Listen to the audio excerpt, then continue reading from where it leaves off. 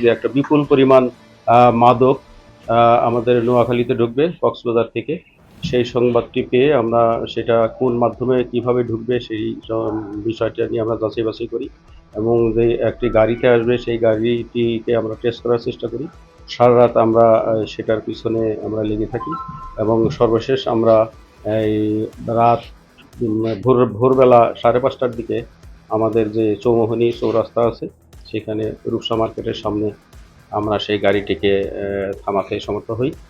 সেখানে আমাদের বেগমগঞ্জ সার্কেলের এডিশনাল এসপি, বেগমগঞ্জ থানার অফিসার ইনচার্জ তারা নিজেরা সেই পুলিশের নেতৃত্ব দেয় অভিযানিক টিমের।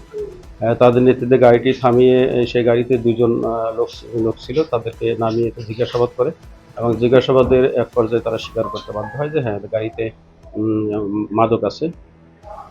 তারপরে তাদের নাম পাওয়া যায়, একজন নাম পারভেজ আর একজন নাম বিপ্লব, উভয়ের বাড়ি চকরিয়া কক্সবাজার এবং তাদের জিজ্ঞাসাবাদে বিশেষ কৌশলে সেই গাড়িটি হচ্ছে কিয়া কোম্পানির একটা জিপ গাড়ি। সেই গাড়ির ব্যাগডালা পিছনের দরজার সাইডে বিশেষ কায়দায় লুকিয়েছিল প্রায় 41টি সাদা কস্টেপ মোড়ানো কাগজের প্যাকেট, যার ভিতরে প্রতিটি প্যাকেটে এরকম 10টি করে জিপার পলিথিন নীল রঙের পলি প্যাকেট এবং এর ভিতরে গড়ে 196 ইয়াবা ট্যাবলেট এর ভিতরে। তো মোট 80,360 পিস ইয়াবা উদ্ধার করতে আমরা সক্ষম হই।